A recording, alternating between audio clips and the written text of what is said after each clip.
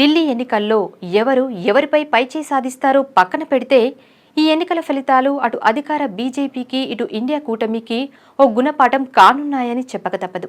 సిద్ధాంతపరంగా బీజేపీతో విభేదిస్తున్న పార్టీలు ఏకతాటిపై నడుచుకోవాల్సిన సమయంలో ఎవరికి వారే యమునా తీరే అన్న విధంగా నడుచుకోవడం బీజేపీకి కలిసివచ్చే అంశంగా చెప్పవచ్చు. ముఖ్యంగా కాంగ్రెస్, ఆమ్ ఆద్మీ పార్టీలు విడివిడిగా పోటీ చేయడం వల్ల ఎవరికి లాభం చేకూరుతుందో ఆలోచించాలి. బీజేపీ కోరుకున్నట్లుగానే జరుగుతోంది. పార్లమెంటు ఎన్నికల ముందు ఏకతాటిగా నిలిచిన ఇండియా కూటమికి ఇంతలోనే ఏమైంది?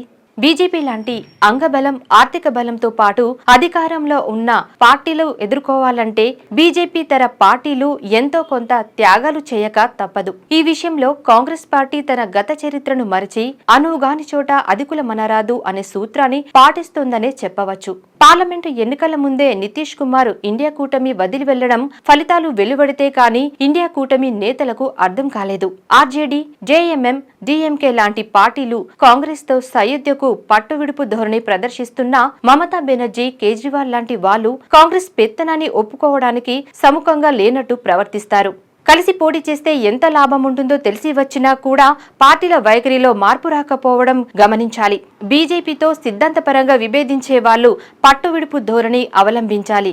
కానీ మమతా బెనర్జీ, కేజ్రీవాల్ ఇలా ఎందుకు ప్రవర్తిస్తున్నారనే ప్రశ్న తలెత్తక మానదు.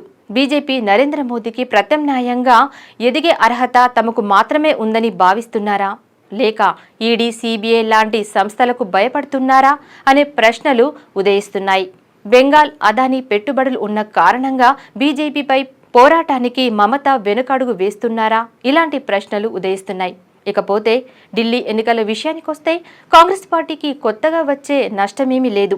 ఢిల్లీలో 0 పొజిషన్లో ఉన్న కాంగ్రెస్ కు ఒక్క సీటు వచ్చినా, కనీసం ఓటింగ్ శాతం పెరిగినా ఆ పార్టీకి ప్లస్ పాయింటే అవుతుంది. కానీ అధికారంలో ఉన్న ఆమ్ ఆద్మీ పార్టీకి ఈ ఎన్నికలు సవాలే అని చెప్పవచ్చు. అధికారం కోల్పోయినా లేక ఇక్కడున్న సీట్ల కంటే కొన్ని సీట్లు తగ్గినా ఆమ్ ఆద్మీ పెద్దలు ఆత్మ పరిశీలన చేసుకోవాలి. నిజంగానే బీజేపీతో సైద్ధాంతికంగా పోరాడాలి అనుకుంటే పార్టీ అగ్రనేతలు తమకు ఉన్న ఓవర్ కాన్ఫిడెన్స్ ను తగ్గించుకోవాలి. లేదంటే దేశ ప్రజలు బీజేపీకి పరోక్షంగా మద్దతు ఇస్తారనే భావించాల్సి ఉంటుంది.